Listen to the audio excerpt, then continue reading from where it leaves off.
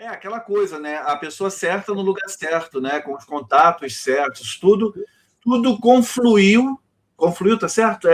Para que o Roberto se tornasse o que ele. Mas a mesma coisa aconteceu com os Beatles também, que ralaram para cacete em Hamburgo, em Liverpool, até chegar e ter uma oportunidade na EMI, com o George Martin como produtor, né? Depois de ter tido as portas fechadas pela Decca, falando que banda com guitarra não ia durar o próximo ano, né?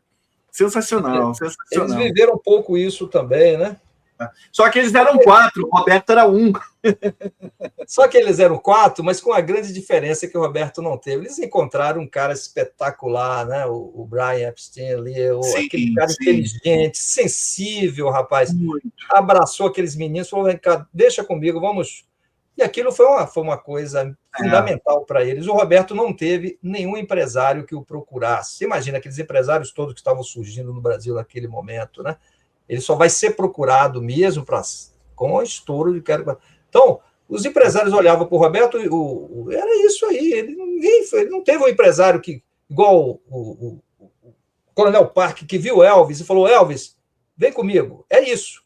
Esses artistas, eles tiveram alguém que vislumbrou nele, certamente. Quer dizer, o Brian viu os Beatles ali, entendeu ali. Ele falou: não, isso aqui vai. Ninguém olhava para o Roberto assim, do campo de um empresário. Não, vou pegar esse menino, não. Ele teve que ir ali, cara. Foi muito singular, por isso que eu estou dizendo, muito singular a trajetória dele. Concordo com você. E em 66, Paulo, temos esse aqui, fazendo uma alusão à capa do With the Beatles, né, do segundo álbum dos Beatles, com essa contraluz bonita ali, preto e branco. Bonita, uma grande capa, né? Eu acho que uma das primeiras referências, essa é uma das capas icônicas dos Beatles, das capas mais citadas, não é isso? Essa capa do disco de 63, né? With the Beatles, exatamente. E o Armando Canuto, ele faz exatamente isso, essa ideia ali no estúdio em São Paulo, né? Ele foi muito feliz, o azul ali do nome Roberto Carlos, é uma capa muito bem bonita, né? Foi feito. Dessas capas que imitam o With the Beatles, essa certamente é a melhor, porque tem várias assim que você olha assim, os artistas estão tentando. Essa é a melhor, mais bem resolvida, mais. E o disco, simplesmente aí, cara, aí que eu estou dizendo. O sucesso que ele já estava lá, no disco de 65, agora ele amplifica, porque confirma tudo aquilo, a amplitude, a execução, a vendagem não crescendo. Enfim, o disco, 12 faixas, 12 hits, um fenômeno, né? Aí, definitivamente, é um artista de álbum. Isso eu quero enfatizar. Ele não está fazendo sucesso com single. Se você pegar, por exemplo, o Wilson Simonal, que é um grande cantor, um grande sucesso aí, a partir de 66, todos os sucessos de Simonal foram single. Mamãe Passou Açúcar em Mim, País Tropical, tudo single que depois ele botava no LP e completava com outras músicas. Mas se você pegar os grandes sucessos de Simonal, são sucessos de compacto. Aqui nós estamos falando de um sucesso de álbum, um artista que separava suas melhores músicas para o álbum, já brigando lá com o Evandro Ribeiro pedindo 2 músicas para 14 mais, ele ali, mas enfim, entregou lá 2 músicas, mas se concentrando no álbum para o final do ano aí. E esse é o primeiro disco dele que é aguardado, porque o disco de 65 chegou em novembro, uma surpresa, não foi esperado, ninguém estava esperando o disco Roberto em novembro. Entendi. Agora é diferente. Tendo a repercussão lá no final do ano com o disco de Quero Que Vá Tudo para o Inferno, quando saiu a notinha, Roberto está no estúdio gravando o seu novo disco, que será lançado no final do ano, esse disco aí chegou em dezembro, rapaz, aí o Natal do brasileiro começa a contar com um elemento, além do Papai Noel, da ceia de Natal, do peru de Natal. O novo disco de Roberto Carlos. Então, esse foi o primeiro disco dele esperado. Ele agora era um artista que a atenção toda estava voltada esperando. Vai confirmar? Não vai? Vai repetir o sucesso? Não vai? Sim. E quando o disco chegou, foi outro estouro, né? Abrindo com Eu Te Darei o Céu. É certamente um dos maiores lados A de um álbum na música brasileira. Eu Te Darei o Céu, Nossa Canção, Quero Acabar Comigo, Esqueça, Negro Gato. O que é isso? É uma coletânea, você lendo aqui. Brincadeira. Abre o Lado B com Namoradinha do Amigo Meu, uma das maiores canções de Roberto Carlos, não se iluda, é uma das mais perfeitas canções, melodia. Sim. Você vê que até os críticos de Roberto na época, porque a crítica batendo duro, eu quero dizer o seguinte, a crítica não dava trégua. Não dava trégua. Seu Sérgio Cabral, somente os críticos, sempre aqueles ligados ao samba e ao jazz, porque era um dado novo, o caso. Mas aí até o seu Sérgio Cabral falou, não, bicho, mas essa música, Namoradinha do Amigo Meu, é muito boa. Vinícius de Moraes também falou, e aí, Vinícius, mas essa música? Essa música aí, mas é aquela coisa jovem, mas eu gosto dessa música aí, Namoradinha de Amigo Meu. É uma música que... Por coincidência não, que eu não acredito em coincidências, eu estou aqui com o meu Spotify aberto para olhar as faixas, né, que eu não estou com os discos aqui na mão. Sim. É a faixa que tem o maior número de players, 9.126.324. Aqui tem Namoradinha de um Amigo Meu desse álbum, né? É a canção com o maior número de plays desse álbum aqui do Roberto. E a segunda Eu Te Darei o Céu com 6.900.000. Enfim, é um disco que ele confirma o sucesso, né? Que já tinha conseguido no disco anterior. Mas já apontando aqui para outras nuances aí. Isso que eu ia falar com você, Paulo. Não é errado eu falar que eu já começo a ouvir uma mudança novamente aqui, né? Porque o rock está ali, sem dúvida, mas já tem uma densidade emocional maior do que dos outros discos, né? Eu sinto o Roberto mais seguro, como você está falando, mais ambicioso, né? O romantismo já começa ali a disputar o espaço com o rock. Né? Eu percebo que esse disco ali ele já está assim, muito senhor da carreira aqui.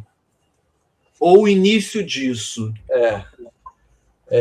A canção, por exemplo, do Luiz Airão, nossa canção, vai ser um clássico eterno. Essa canção aí, especialmente, dá essa coisa do romântico, né? A primeira música dele romântica, assim, que, cara, foi uma... E a forma como ele gravou, que ele cantou. A interpretação, né? A interpretação dele. E aqui ele contou muito também, um detalhe aí que eu também comento no livro, é a sonoridade da CBS, aquele estúdio, porque alguns estúdios tendem mais para o agudo, outros para o médio, outros para o grave, né? O estúdio da CBS tendia mais para o grave, então dava esse calor na voz. Os próprios técnicos falam, Jairo Pires, Eugênio de Carvalho, que eu entrevistei, falam, Roberto, na hora de colocar a voz, a gente nem equalizava muito, porque a voz dele já ficava bem encorpada. Aquele estúdio da CBS já tinha assim, um time que dava a voz do Roberto essa... E nessa gravação de nossa canção você percebe muito bem isso, né?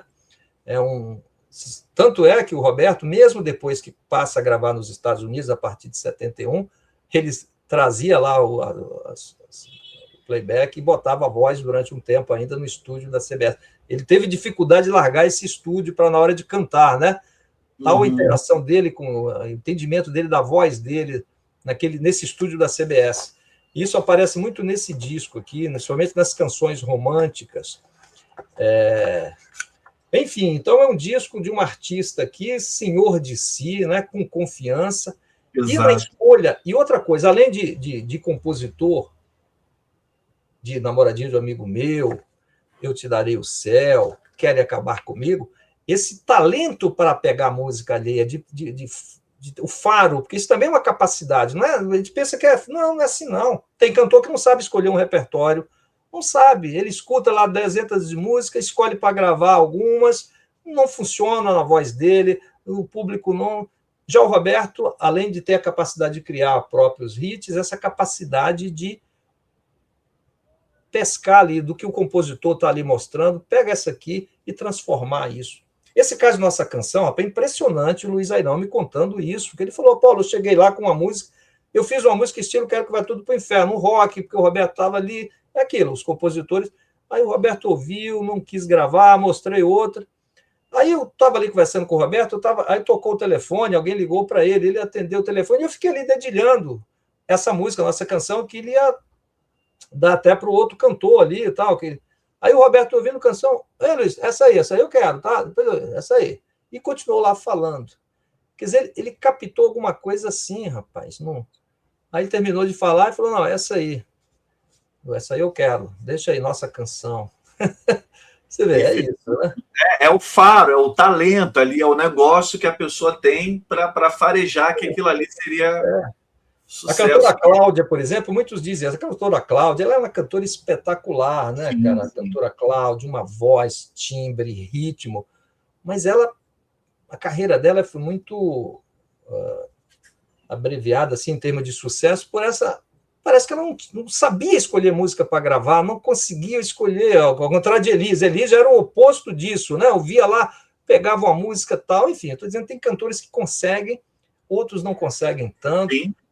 E o Roberto faz parte desse grupo, que sabe fazer a canção, ele é um compositor, um cantor, mas com uma capacidade de identificar uma canção ali, de um compositor, às vezes, muito obscuro, que ninguém conhece, mas ele escuta e fala, não, essa aí eu gravo, dá aqui, deixa comigo, essa aí eu quero. Foi o que aconteceu com nossa canção de Luiz Airão, né? Um exemplo, e tantas outras que ele vai gravar aí de outros artistas, que o repertório dele vai sempre conduzir ali 60% dele, 40% ali de outros, equilibrando os discos, né?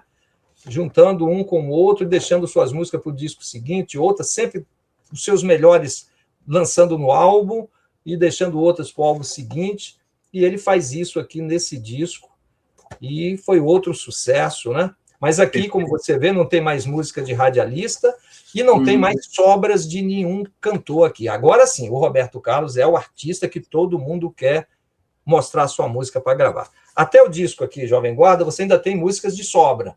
Por exemplo, a música Escreva uma Carta, Meu Amor, o Pelombeta fez essa música pensando em Anísio Silva. Era um bolero que ele entendia que o Anísio, enfim, ainda era um grande vendedor de disco ali e tal, né? Ele fez essa música, mas não conseguiu. O Anísio Silva estava gravando um disco de regravações, não queria gravar música nova. Aí ele foi e deu para o Roberto ali, tal, e estourou, né? Foi uma das grandes canções desse disco, aliás, Jovem Guarda. Você vê, o Roberto escuta um bolero, transforma isso com órgãos da Lafayette, uma balada sensacional, Escreva uma Carta, Meu Amor. Roberto, na hora, falou, não, essa eu gravo, deixa comigo. Bom, mas aqui já mudou, porque nesse disco não tem mais sobra de nenhum compositor, de nenhum cantor. Todos agora fazem música para Roberto Carlos. Todos querem ter a sua música na voz de Roberto Carlos. Porque todos entenderam também que a vendagem cada vez maior do artista, o disco mais vendido no Brasil, o cantor mais popular, isso também já está começando a render bastante para os compositores, né?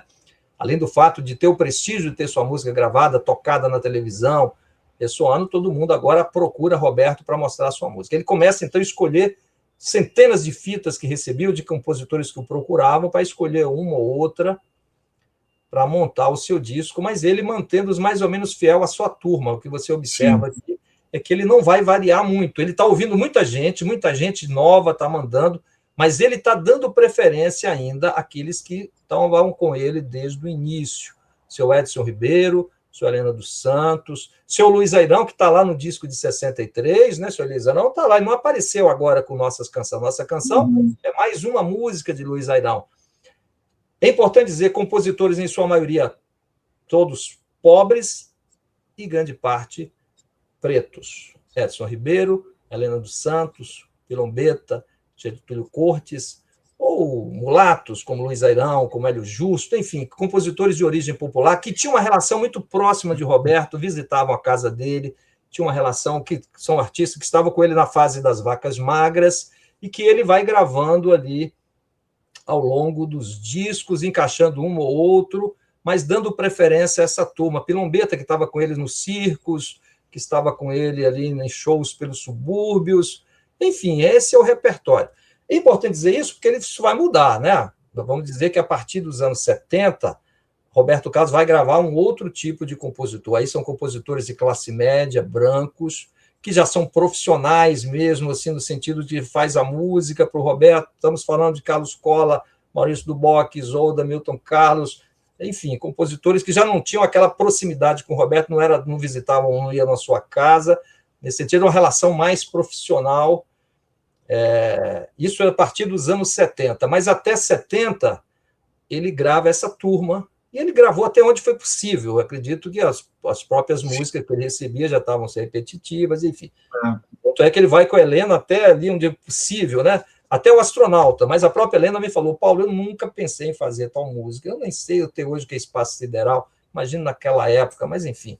A Roberto queria ter o nome dela no disco e botou lá um Astronauta para ela, o Edson Ribeiro, no dia de 70. Aqui também tem a Helena dos Santos, e é isso. Ele vai compondo, ele vai escolhendo música aí da sua turma, vai melhorando as músicas sempre ali, ajeitando, mudando uma coisa ou outra. Você imagina, ele muda lá a música do Caetano, acrescenta lá uma palavra no ar, imagina uma música do Edson Ribeiro, ele deita e rola ali, faz, refaz, conserta. Isso também dava mais liberdade para ele, né? Muitas pessoas falam, Roberto nunca gravou Chico Buarque, porque tá aí Tom Jobim, para ele fica mais difícil ali, ele não tinha tanta proximidade. Pô, como é que eu vou chegar aqui para o Chico e falar, pô, muda isso aqui? Aí ele preferia não gravar. O do Tom, né? E com essa turma aqui, ele ficou mais à vontade, e a turma que ele vai gravando também. Era a turma dele, né? Como você falou, pessoas que frequentavam ele ali na época das vacas magras, né? Vacas magras, todos eles aqui. Ô, Paulo, e assim, ó, eu ouvi muito esses discos, né? Como eu te falei no início da live, mas e os anteriores, até o Jovem Guarda, para mim tem um fillerzinho e outro. Aqui não tem filler para mim. Todas as canções são excelentes. Todas as, claro, umas melhores do que as outras, sim, mas para mim não tem aquela faixa que eu pulo. Eu escuto esse disco com todo prazer até hoje. Eu Te Darei o Céu, a Ar de Moço Bom. Eu amo esse repertório. É um disco perfeito nesse sentido, a concepção dele, as faixas, a forma como as faixas estão organizadas.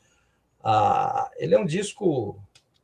Esse disco é um disco realmente, quer dizer, e aqui a consciência do artista com o álbum, é importante dizer isso. Estou falando porque isso não é óbvio, não. A Maria Bethânia, eu perguntei para a Bethânia, aqueles discos que você gravou nos anos 60, aquela discografia, poxa, eu não tinha a menor ideia disso, eu não sabia que aquilo é uma coisa que ia ficar. Ela descobre isso com o tempo, ela começa a priorizar o álbum, dar atenção ao álbum. Chico Buarque diz a mesma coisa, ele gravava aqueles discos ali, reunia os sambas que ele tinha, escolhia uma capa lá, botava uma capa, depois que ele ia ver, não tinha essa consciência de que aquilo era algo que ia ficar, que pudesse pensar muito naquilo. Isso é algo que, com o tempo, vai se firmando. Roberto, nesse sentido, ele está à frente desses artistas, ele já está com essa... Isso eu posso dizer para você. Ele tinha essa consciência do álbum, porque ele está brigando com o produtor para não lançar a música antes, para não lançar sua música no single, ele quer reservar a melhor música para o LP, e ele vai conseguindo isso e vai formando. Por isso, quando o disco dele sai com a força, porque o que melhor ele tinha, ele coloca nesse álbum. Às vezes antecipando 2 faixas nas 14 mais, às vezes não aproveitando, incluindo só músicas ali depois, mas enfim. Mas a preocupação, se o Evandro Ribeiro deixasse ele em paz, ele só ia lançar as músicas no álbum, não ia fazer mais nada em termos de lançamento antes, depois. Ele queria priorizar o álbum. Eu falo isso porque os Beatles estavam nesse momento fazendo isso, os Beatles também sacaram isso. Você vê que, imagina, ele para com as discussões em 66 para priorizar o estúdio. Isso foi uma consciência. E eu acho, Sal, que o Elvis morreu sem ter essa consciência, viu, rapaz? Eu lamento muito. Grande Elvis Presley. Mas você vê a discografia do Elvis, ela é toda descanhambada no sentido de que monta música, bota música de novo, o produtor mexia, o Coronel Parker interferia, ele deixou isso solto, ele não teve essa consciência do álbum, não, me parece isso, né, pelo que eu vi de Elvis. Me parece que o Elvis nunca teve a carreira dele nas mãos, como nunca Roberto, teve a carreira nas mãos.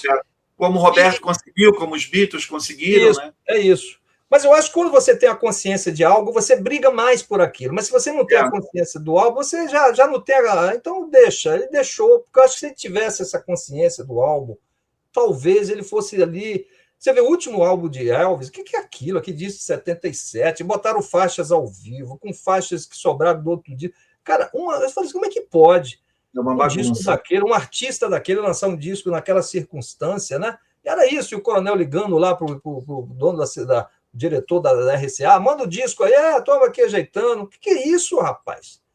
E esses artistas, nós estamos falando de Beatles e Roberto, eles estão brigando para deixá-los fazer o álbum, deixar fazer seu disco. E o resultado é isso, é um disco que nós estamos falando aqui 50 anos depois, e é isso. Todas as faixas, todas as músicas, um álbum coeso, né, do começo ao fim.